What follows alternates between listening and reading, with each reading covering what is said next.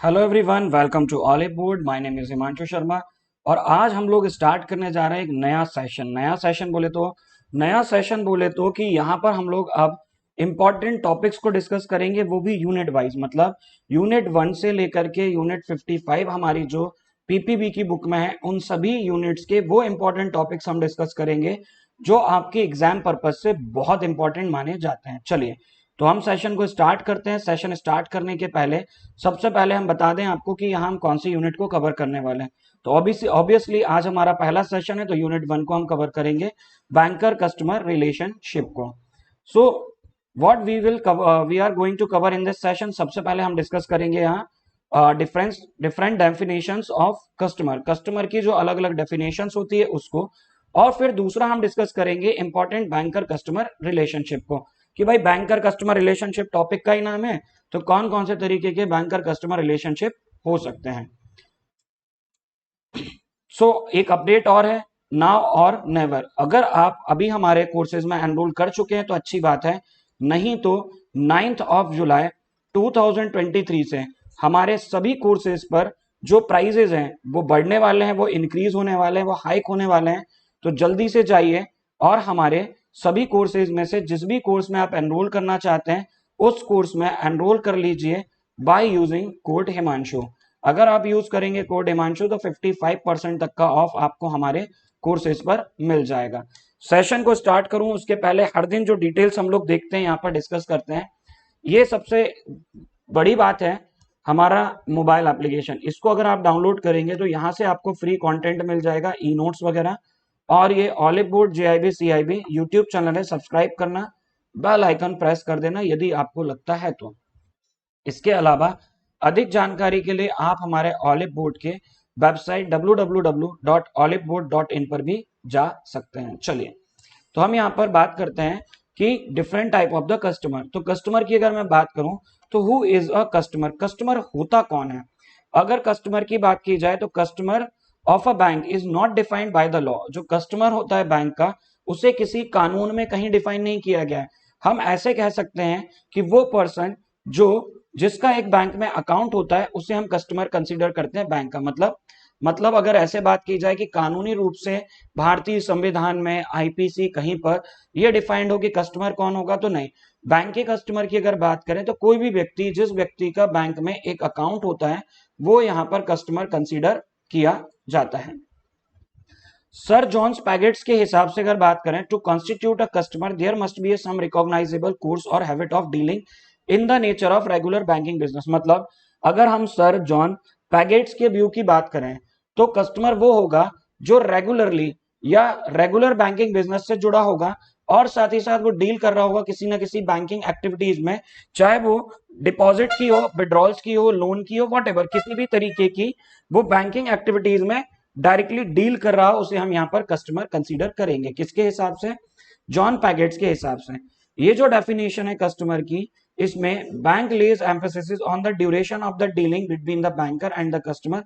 तो एक होती है ड्यूरेशन थ्योरी। ड्यूरेशन थ्योरी के हिसाब से बैंक क्या करता है, बैंक का कस्टमर जितने टाइम तक बैंक के साथ डील करता है उतने ही ड्यूरेशन में वो बैंक का कस्टमर रहेगा। उसी के बेसिस पर एक ड्यूरेशन थ्योरी यहाँ पर बताई गई है। अब ये जो ड्यूरेशन थ्योरी है इसको तो डिस्कार्ड कर दिया गया कि इसे हमने समाप्त कर दिया, इसको हम फॉलो नहीं करते हैं। According to doctor Hart, a customer is one who has an account with a banker or few or for whom a banker habitual undertake to act. मतलब कस्टमर वो जिसका बैंक में एक अकाउंट हो और साथ ही साथ जो हैबिचुअल हो बैंक की बैंकिंग फैसिलिटीज को लेने के लिए। अब पहली डेफिनेशन, दूसरी और तीसरी हमने देखी। अब केवाईसी रिक्वायरमेंट के हिसाब से कस्टमर क्या होगा। मैंने आपको बताया ना कि पहले हम क्या कवर अप करेंगे, पहले हम कवर अप करेंगे different definition of the customer. तो कस्टमर की डेफिनेशन एज पर द केवाईसी रिक्वायरमेंट क्या होगी? कोई भी पर्सन या एंटिटी, एंटिटी का मतलब नॉन इंडिविजुअल, पर्सन मतलब इंडिविजुअल और एंटिटी मतलब नॉन इंडिविजुअल। कोई भी पर्सन या फिर नॉन इंडिविजुअल या एंटिटी जो मेंटेन करता है अकाउंट और has business relationship with the bank और conduct a transaction with one bank. मतलब कोई भी पर्सन जो बैंक में अकाउंट मेंटेन करता है, उसका कोई बिजनेस रिलेशनशिप हो बैंक के साथ या फिर वो बैंकिंग ट्रांजेक्शन में इन्वॉल्व हो। One who house behalf the account maintain, जिसके बिहाफ पर अकाउंट मेंटेन्ड है। मतलब जैसे होता है ना कि इंश्योरेंस कंपनीज होते हैं, ब्रोकर्स होते हैं, एजेंट्स होते हैं, अपने क्लाइंट के बिहाफ पर बैंक में अकाउंट मेंटेन करते हैं, तो बेनिफिशियली ऑनर के बिहाफ पर अगर मेंटेन कर रहे हैं तो वो भी कस्टमर कहलाएंगे। कौन? वो क्लाइंट नहीं, जिन क्लाइंट्स के बेसिस पर वो अकाउंट मेंटेन कर रहे हैं। तो बेनिफिशियली ऑनर क्या होता है? बेनिफिशियली ऑनर का मतलब जैसे मान लीजिए मैं हूं, मेरा एक अकाउंट बैंक में मेंटेन करता है कौन? कोई कंपनी, तो वो जो कंपनी है ना, वो उसका मैं क्लाइंट हूं और बेनिफिशियल ऑनर मैं कहलाऊंगा, राइट। अब बात करें एज पर the PMLA, prevention of money laundering act 2002 की बात की जाएगी, right. So prevention of money laundering act 2002 क्या कहता है, उसके हिसाब से हम यहां पर देखते हैं कस्टमर की डेफिनेशन को, राइट।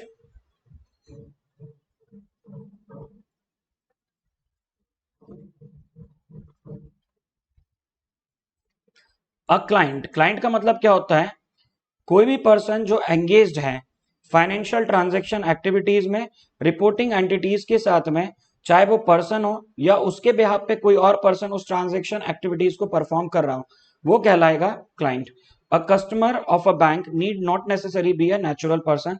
कस्टमर बैंक का जरूरी नहीं कि नेचुरल पर्सन हो, मतलब व्यक्ति ही हो। वो क्या हो सकता है? एक फर्म हो सकता है, अ जॉइंट स्टॉक कंपनी भी हो सकती है, सोसाइटी भी हो सकती है, सेपरेट लीगल एंटिटी भी हो सकती है, और उसको हम यहां पर कंसीडर करेंगे customer. Section 45Z of banking regulation act clarify करता है कि कस्टमर जो ग्राहक है वो इंक्लूड करता है government department and corporation incorporated by or under any law. तो कस्टमर कौन होगा? कस्टमर का मतलब होगा गवर्नमेंट डिपार्टमेंट हो सकता है या कॉर्पोरेशन होती हैं जो कानूनी रूप से बनाई गई हैं, उन सभी को हम यहाँ पर क्लाइंट या कस्टमर कंसीडर करेंगे prevention of money laundering act के बेसिस पर। सो बैंकर कस्टमर रिलेशनशिप जो होता है ये एक कॉन्ट्रेक्चुअल रिलेशनशिप होता है, जो कि कॉन्ट्रैक्ट होता है बैंक और कस्टमर के बीच में। इट फॉलोज दैट एनी, कोई भी पर्सन जो कॉम्पिटेंट होता है, मतलब जो एलिजिबल होगा कॉन्ट्रैक्ट में आने के लिए। कॉन्ट्रैक्ट क्या हो सकता है बैंक के साथ में? तो डिपॉजिट अकाउंट ओपन कर ले किसी भी ब्रांच में, और उसके कन्वेंस के हिसाब से कॉम्पिटेंट का मतलब होता है कोई भी व्यक्ति जो अकाउंट ओपन करने के लिए कॉन्ट्रैक्ट में एंटर करने के लिए एलिजिबल हो। इसके अलावा अब हम बात करते हैं डिफरेंट रिलेशनशिप्स की। तो इंपॉर्टेंट रिलेशनशिप्स में पहले आता है आपका डेटर क्रेडिटर। अब डेटर बनेगा आपका बैंक और कस्टमर बनेगा आपका क्रेडिटर। तो डेटर का मतलब क्या होगा यहाँ पर? जब कोई कस्टमर डिपॉजिट करेगा मनी, अब डिपॉजिट किसने किया है? कस्टमर ने। तो लोन देने वाला लोन लेने वाला, ऐसा हम कंसीडर करते हैं। डेटर वो जो उधार लेता है, क्रेडिटर वो जो उधार देता है। तो मैं ऐसे ही याद रखता हूं इनको, साहूकार और ये लेनदार जिसने उधार ले रखा है। तो डेटर कौन हो गया और क्रेडिटर कौन होगा? तो ये डिपेंड करेगा कि कौन सा यहां पर आपने बिजनेस, कौन सी एक्टिविटी परफॉर्म हो रही है। मतलब बैंकर कस्टमर रिलेशनशिप में डेटर क्रेडिटर का रिलेशनशिप, क्रेडिटर और डेटर का रिलेशनशिप भी बनता है बैंक और कस्टमर के बीच में। मतलब ये डिपेंड करता है कि जो एक्टिविटी है वो कौन सी एक्टिविटी परफॉर्म की जा रही है। यदि एक्टिविटी है डिपॉजिट ऑफ मनी की, current account, saving account, RD account, FD account की, मतलब तो इस केस में बैंक जो होगा वो डेटर बनेगा और कस्टमर बनेगा क्रेडिटर। क्यों? क्योंकि कस्टमर इंटरेस्ट ले रहा है, ऑब्वियस सी बात है। करंट अकाउंट को छोड़ दे तो saving account, RD account, FD account में इंटरेस्ट भी तो मिल रहा है हमें। क्लियर है? राइट, चलिए आगे चलें। Very good. तो वो कहलाएगा बैंक। तो ये जो रिलेशनशिप है ये डिपेंड करेगा कि एक्टिविटी, सॉरी, ये जो रिलेशनशिप है ये डिपेंड करेगा कि एक्टिविटी कौन सी है, उसके आधार पर हम डिसाइड करेंगे कि ये रिलेशन क्या है। इसके आगे हम बात करें, the customer becomes a lender and a bank customer a borrower. Exactly, the money lended over the bank is a debt. तो बैंक क्या होता है? ये लाइबिलिटी होती है, जो डिपॉजिट होते हैं बैंक के पास में, इसे हम बैंक की लाइबिलिटीज बोलते हैं। Current account, saving account, RD account, FD account जितने भी हैं ये बैंक की लाइबिलिटी कंसीडर करता है। So relationship between the banker and the customer, debtor और क्रेडिटर का होगा किस केस में? जब कस्टमर डिपॉजिट करेगा, लेकिन यदि कस्टमर ले लेगा लोन तो रिलेशनशिप हो जाएगा पूरा चेंज। मतलब जब केस होगा लोन्स का या एडवांस का या फिर ओवरड्राफ्ट का, इस पूरे केस में जो रिलेशनशिप है between the banker and customer ये पूरा अपोजिट हो जाता है। तो यहां पर जो क्रेडिटर होगा ये बनेगा बैंक और डेटर बनेगा आपका कस्टमर, राइट। तो ये क्रेडिटर डेटर की बात होगी। जब कोई बैंक लैंड्स उधार देता है मनी किसको, अपने कस्टमर को, तो कस्टमर बनता है बोरोअर, एग्जैक्टली उसको हम बोलेंगे डेटर, और बैंक बनता है लैंडर, इसलिए उसको हम क्या बोलेंगे, क्रेडिटर। तो lending money is the most important activity of bank. तो बैंक जो है वो लोन प्रोवाइड करता है, ये उसकी एक बहुत इंपॉर्टेंट एक्टिविटी होती है। और आप सभी को बता देता हूं मैं कि जो असेट्स होते हैं बैंक के, असेट्स ऑफ द बैंक में सबसे पहले जब हम काउंट करते हैं ना, तो वो करते हैं हम किसको, पता है आपको, लोन्स और एडवांस को। तो बैंक की लाइबिलिटीज होती हैं डिपॉजिट जो कस्टमर ने किया है, और असेट्स होते हैं लोन्स एंड एडवांसेस। चलिए आगे देखते हैं। अब एक रिलेशनशिप होता है बेली और बेलर का। बेली और बेलर का रिलेशनशिप कैसे कंसिडर होगा ये हम देखते हैं, राइट। यहां तक समझ आया है, बहुत बढ़िया है। अगर इसमें भी कोई आपको डाउट लगता है तो प्लीज आप कमेंट बॉक्स में कमेंट करके पूछ सकते हैं। और इसके अलावा आप सेशन को लाइक जरूर करेंगे और कमेंट करके बताएंगे भाई कि सेशन कैसा लगा आपको। अगर कोई चीज समझ नहीं आई तो आप पूछ सकते हैं, और समझ आई है तो अच्छी बात है, राइट।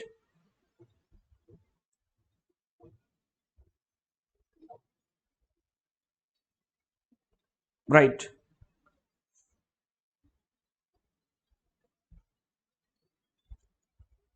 सो वैना कस्टमर, अब हम बात करेंगे बेलर बेली, जहां पर बैंक बनेगा बेली और कस्टमर बनेगा बेलर। बेलर मतलब करने वाला, करता जिसको हम बोलते हैं ना हिंदी में, राइट। तो जब भी कोई कस्टमर डिपॉजिट करता है अपने वैल्यूएबल्स, बहुमूल्य वस्तुओं को, बॉन्ड्स को, सिक्योरिटीज को या डॉक्यूमेंट्स को किसके पास में, बैंक के पास में, सेफ कस्टडी के लिए, उस केस में beside becoming a trustee, bank trustee बनने की बजाय क्या बनता है, बेली बनता है। और जो कस्टमर है वो बनता है बेलर। तो जब हम कभी बैंक में सेफ कस्टडी, सेफ लॉकर्स लेते हैं, तो उस केस में हम क्या बनाते हैं, यहाँ पर रिलेशनशिप बनाते हैं बेली और बेलर का। तो जो बेली होगा वो कौन होगा, तो जो बेली होगा वो आपका बैंक होगा और बेलर होगा आपका कस्टमर। लेकिन एक चीज और इसमें जोड़ी जा रही है, वो ये जोड़ी जा रही है कि section 148 of Indian contract act 1872 ये डिफाइन करता है कि बैंक कस्टडियन है सिक्योरिटीज का, कस्टमर, एंड हैंस बेली जो होगा वो लाइबल होगा। तो जो बेली है मतलब बैंक है। अगर बैंक में किसी भी तरीके का लॉस होता है कस्टमर की, जो भी उसने वैल्यूएबल थिंग्स को डिपॉजिट किया है, अगर वो बैंक की नेग्लिजेंस की वजह से कुछ उनको लॉस होता है, तो यहां पर बेलर कस्टमर को बैंक मतलब बेली प्रोवाइड करेगा क्या, कंपनसेशन। लेकिन यदि कंडीशन, यदि कोई भी loss due to natural calamities के कारण होता है, तो वहां बेली किसी भी तरीके से रेस्पॉन्सिबल नहीं होगा, राइट। चलिए अगला देखें। एजेंट प्रिंसिपल रिलेशनशिप बहुत इजी रिलेशनशिप है, इसमें कुछ भी नहीं है एजेंट प्रिंसिपल में। जब हम बैंक को एजेंट बनाते हैं और कस्टमर बनता है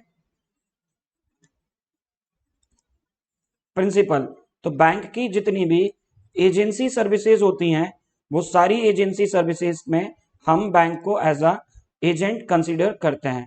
according to section 182 of Indian contract act 1872, principal is a person. Principal कौन होगा, प्रिंसिपल वो पर्सन होता है जो डेलीगेट करता है authority to another person, namely the agent. मतलब जैसे मान लीजिए फॉर एग्जाम्पल आप कंसीडर करिए कि मैं हूं, अब मैं हूं यहाँ पर प्रिंसिपल, मैंने कहा यार मैं ये सारा काम नहीं कर पाता हूं कि मुझे टैक्स पे करना है, तो मेरा जो टैक्स है वो बैंक पे करता रहे। तो मैंने बैंक को बोला कि आप इसमें पीरियडिक ट्रांजेक्शन का जो शेड्यूल है वो लगा लीजिए, और मेरे टैक्स का पेमेंट ऑन टाइम आप करते रहा करो भाई, तो टीडीएस जो डिडक्ट होगा जमा कर देना। तो यहाँ पर बैंक ने कहा ठीक है, तो बैंक बन गया एजेंट और मैं बन गया उसका प्रिंसिपल। तो प्रिंसिपल वो पर्सन होगा जो एजेंट को अपॉइंट करेगा। तो बैंक होगा एजेंट, कस्टमर होगा प्रिंसिपल, जब भी कभी बैंक आपको कोई भी एजेंसी सर्विस प्रोवाइड करेगा। अब हम बात करते हैं लेजर और लीजी की। अब लीजर और लीजी की बात करें तो लीजर मतलब लीज पे लेना कोई चीज को, अब लीज पे लेना मतलब किराए पे लेना। सो बैंक होगा लीजर और कस्टमर होगा लीजी।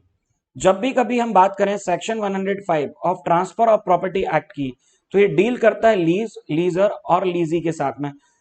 मैंने जो हमारा डेली एमसीक्यूज का सेशन चल रहा ना, उस सेशन में एक क्वेश्चन कराया था कि कौन सा सेक्शन डील करता है। आपने देखा होगा, नहीं देखा हो तो देखिएगा, ये सारी चीजें आपकी क्लियर होते जाएंगी। आप वो एमसीक्यूज भी देखना और इसको भी देखते चलना।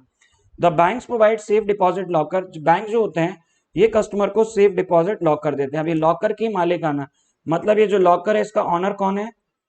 तो ऑनर हमेशा होगा बैंक। अब बैंक ने क्या किया, इसको लीज पर दिया, किसे दिया? कस्टमर को। तो कस्टमर को लीज पर किसने दिया? बैंक को दिया।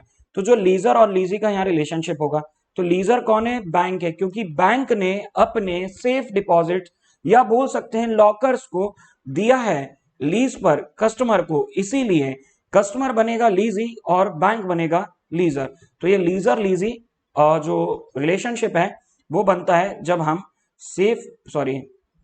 सेफ डिपॉजिट लॉकर्स को हम कस्टमर क्या करते हैं? बैंक से लीज पर लेते हैं। लीज पे लिया मैंने, लीज पे दिया बैंक ने, बैंक लीजर में लीजी। अगला अगला होता है इंडेमनीफायर और indemnified.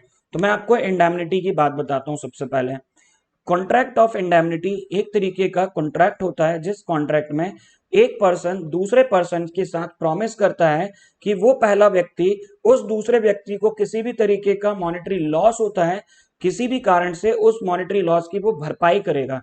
That is called the contract of indemnity. मतलब इंश्योरेंस के केस में जब हम असेट्स इंश्योरेंस कराते हैं that is the contract of indemnity. But life insurance के केस की अगर मैं बात करूं तो लाइफ इंश्योरेंस को हम कॉन्ट्रैक्ट ऑफ इंडेमनिटी नहीं रखते हैं। क्यों? क्योंकि हम भरपाई नहीं कर सकते हैं उस व्यक्ति के जीवन की। कोई किसी की मृत्यु होगी तो उसको वापस नहीं ला सकते, लेकिन यदि उसको मॉनेटरी लॉस हुआ है, कैपिटल लॉस है, तो capital loss can be compensate. तो इंडेमनिटी फायर और इंडेमनीफाइड यहां पर बनेगा। सो इंडेमनीफाइड कौन होगा? बैंक होगा, और कस्टमर होगा indemnifier. So a contract by which एक पार्टी प्रॉमिस करती है टू सेव, बचाने की, from the loss caused by him, conduct a promiser himself. तो एक पार्टी मतलब बैंक आपको प्रॉमिस कर रहा है कि जो भी आपका लॉस होगा उस लॉस से कस्टमर को भरपाई करेगा in case of the loss of demand draft. तो डुप्लीकेट डीडी मिलेगी ना, तो ये कॉन्ट्रैक्ट ऑफ इंडेमनिटी के अंडर होता है। तो section 124 of Indian contract act 1872 define करता है कॉन्ट्रैक्ट ऑफ इंडेमनिटी। तो शॉर्ट में इस पूरी यूनिट को हमने पढ़ लिया। साथ ही साथ जितना मैक्सिमम हम कवर कर सकते थे मिनिमम टाइम में हमने इसको कवर किया। और डिटेल के लिए तो आपके पास में पेड क्लासेस हैं जहां बहुत डिटेल में आपको पढ़ना है, तो आप वहां आ सकते हैं। अगर हम बात करें बेसिक रिलेशनशिप्स की, तो अगर बैंक में डिपॉजिट करते हैं तो debtor creditor, loan from the bank creditor debtor, ये तो हम लोगों ने देख ली यहां तक के, ठीक है। अगर ड्राफ्ट पे करते हैं तो trustee beneficiary, pawnee pawnor, pledge के केस में, मॉर्गेज के केस में mortgagee mortgagor, agent principal, standing instructions, money deposited, instruction not given, trustee beneficiary. अगर आप आर्टिकल छोड़ देते हैं बैंक में बाय मिस्टेक तो बैंक ट्रस्टी, आप बेनिफिशियरी। शेयर सेल के लिए दिए गए हैं तो एजेंट प्रिंसिपल। हाइपोथिकेशन के केस में हाइपोथिकेटी एंड हाइपोथेकेटर का केस बनेगा। अपडेट है नाउ और नेवर। अपडेट ये है हमारे सभी कोर्सेज का प्राइस 9th ऑफ जुलाई 2023 से अपग्रेड होने वाला है, और ये सभी प्राइजेस 20 से 25% इंक्रीज होने वाले हैं। जल्दी से जाइए और एनरोल कीजिए हमारे जिस भी कोर्स में आपको एनरोल करना है, सो दैट जो बढ़ा हुआ प्राइस है वो आपको अफेक्ट ना कर सके। ये हमारा सिलेक्शन बैच है।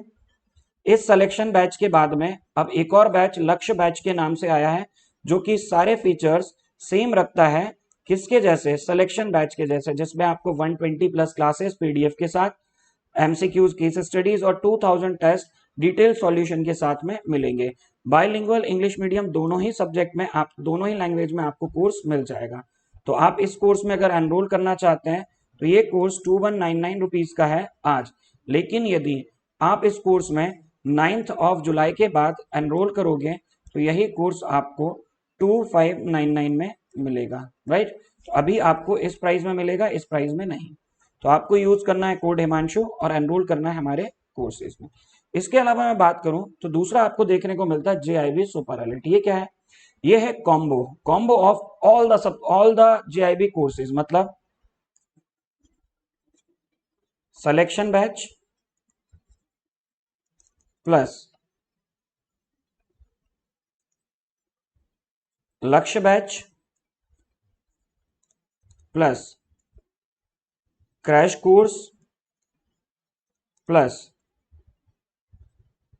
क्रैकर बैच, इन सभी बैच का एक्सेस आपको मिलेगा इस ऑल इन वन सब्सक्रिप्शन के साथ में। तो आप अगर JIB सुपर एलिट में सब्सक्राइब करते हो तो आपको मिलेंगे ई नोट्स हमारे, ठीक है, फ्री ऑफ कॉस्ट। साथ ही साथ जितने भी कोर्सेज हमारे बायलिंगुअल और इंग्लिश मीडियम चल रहे हैं उन सभी कोर्सेज का एक्सेस आपको मिल जाएगा। आप जिस कोर्स में जाकर के लाइव क्लास लेना चाहो लाइव क्लास ले सकते हो, रिकॉर्डेड लेक्चर लेना चाहो रिकॉर्डेड लेक्चर देख सकते हो, और PDF भी डाउनलोड कर पाओगे अगर आप इस सब्सक्रिप्शन पर यहां पर पहुंचे हैं तो आपने ये सब्सक्रिप्शन लिया है। इस सब्सक्रिप्शन का आज अगर आप एनरोल करते हो तो ये सब्सक्रिप्शन आपको मिलेगा 2999 में, लेकिन अगर आप 9 जुलाई के बाद जाओगे तो ये सब्सक्रिप्शन 399 का हो जाएगा। तो आप इसको 2999 में एनरोल कर लीजिए बाय यूजिंग कोड हिमांशु आज ही। इसके अलावा हमारे पास में एक और कोर्स है जिसे हम मेगा क्रैकर बैच बोलते हैं। इसमें आपको JIB एग्जाम का और CA IIB एग्जाम का सुपर एलिट सब्सक्रिप्शन मिलेगा फॉर 1 और 2 year.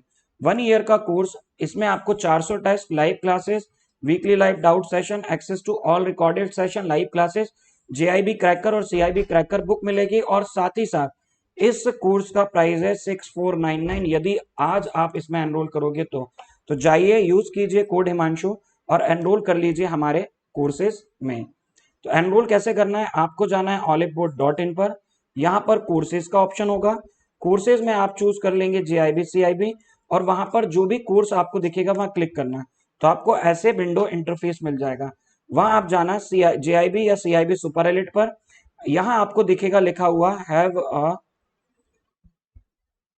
Coupon code, have a coupon code दिखेगा तो वहां आप क्लिक करना है। क्लिक करोगे तो आपको ऐसा ऑप्शन दिखेगा ये, तो वहां आप क्या करना है, टाइप करना है हिमांशु और ठीक उसके बाद इसको कर देना रिडीम। जैसे ही आप इसको रिडीम करोगे ना आपको लोएस्ट प्राइस दिखने को मिल जाएगा हमारे कोर्सेज का। तो जल्दी से जाइए और एनरोल कीजिए हमारे कोर्सेज में by using code Himanshu. Session अच्छा लगा हो तो लाइक करना, शेयर करना and do not forget to subscribe the channel. और ऐसे ही इंपॉर्टेंट सेशन से जुड़े रहने के लिए जुड़े रहिए JIB CIB olive board channel के साथ में। Thank you. और हाँ, कमेंट करके जरूर बताइएगा सेशन आपको कैसा लगा।